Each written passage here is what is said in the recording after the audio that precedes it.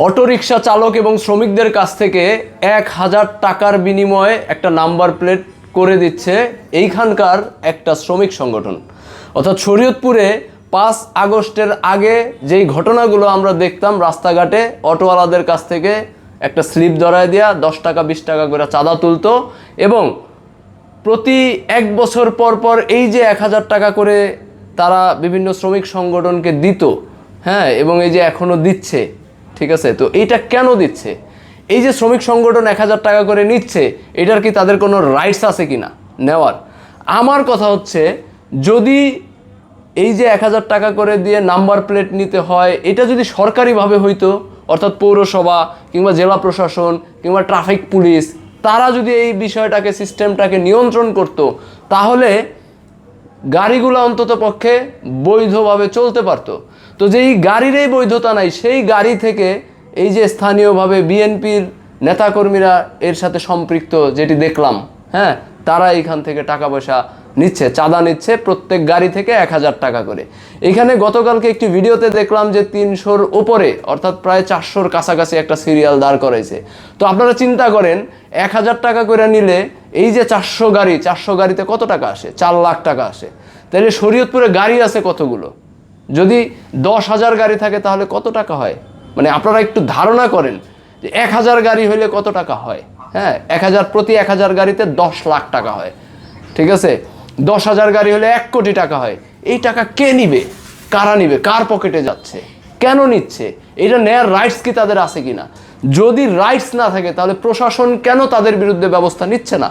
হ্যাঁ, কোনো সংবাদপত্র এখনো পর্যন্ত দেখলাম না বিষয়টি নিয়ে সংবাদ প্রকাশ করছে।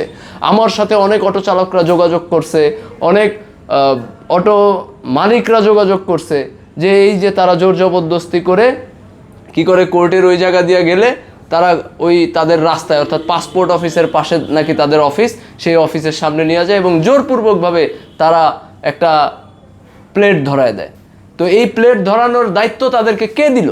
যদি প্রশাসন দিয়া না থাকে তাহলে প্রশাসনের বিরুদ্ধে কেন ব্যবস্থা নিচ্ছে না? তো আমরা কি সেই যে 5 আগস্টের আগে যেই অবস্থা দেখছিলাম যে আওয়ামী লীগ ক্ষমতায় থাকতে এইখানে বিভিন্ন লোকজন, প্রভাবশালী লোকজন বিভিন্ন স্ট্যান্ডে দাঁড়ায় দাঁড়ায় টাকা তুলতো, এরপরে গাড়ি লাইনে নেয়ার কথা বলে যে 1000 টাকা করে নিত, সেই পরিস্থিতি যদি আবার ঘটে তাহলে এই যে এত বড় একটা অভ্যুত্থান, 1400 শহীদ, এত মানুষ পঙ্গু হইল, এত মানুষ রক্ত দিল, জীবন দিল, চোখ দিল, এটার কি দরকার ছিল? তাহলে তো সেই হইল, ঠিক না? তাহলে বিএনপি তাদের বিরুদ্ধে কি কোনো ব্যবস্থা নিতে পারছে এখনো? আমাদের এই প্রশ্নগুলোর উত্তর আমরা খুব শীঘ্রই দিব এবং আমরা চাই যে এইখানে কেউ একটা টাকা, কোনো অটোওয়ালা, কোনো অটো মালিক, কোনো সিএনজি কারো কাছ থেকে যেন কেউ না তুলতে পারে, অর্থাৎ এদের যেন চাঁদা দিতে না হয়, সেই জায়গাটায় আমরা স্থির আছি। এবং আমরা চাই যারা অটোরিকশা আছেন, যারা ইজি বাইক আছেন, যারা সিএনজি আছেন, যারা আমাদের এই ভিডিও দেখছেন, আমরা সরাসরি নাম্বার দিয়ে দিচ্ছি স্ক্রিনে, আপনারা আমাদের সাথে যোগাযোগ করুন, আমরা এর বিরুদ্ধে কঠোর ব্যবস্থা গ্রহণ করব। আমরা খুব শীঘ্রই এটির ব্যাপারে পদক্ষেপ নিব। এই যে চাঁদাবাজি যারা করছে তাদের বিরুদ্ধে কেন ব্যবস্থা নিচ্ছে না এখনো পর্যন্ত, ঠিক আছে? তো সবাই ঐক্যবদ্ধ থাকতে হবে। আপনার সমস্যা, অর্থাৎ এই যে অটোওয়ালাদের কাছ থেকে টাকা নিচ্ছে, এটা অটোওয়ালাদের সমস্যা। এই সমস্যা তাদের রাস্তায় দাঁড়াইতে হবে, তাদের সমাধানের পক্ষে আসতে হবে। আপনারা আওয়াজ তুলুন, আসুন, আমরা আপনাদের সর্বোচ্চ সহযোগিতা করব এবং আমরা এই চাঁদাবাজদের এখান থেকে নির্মূল করে ছাড়বো ইনশাল্লাহ।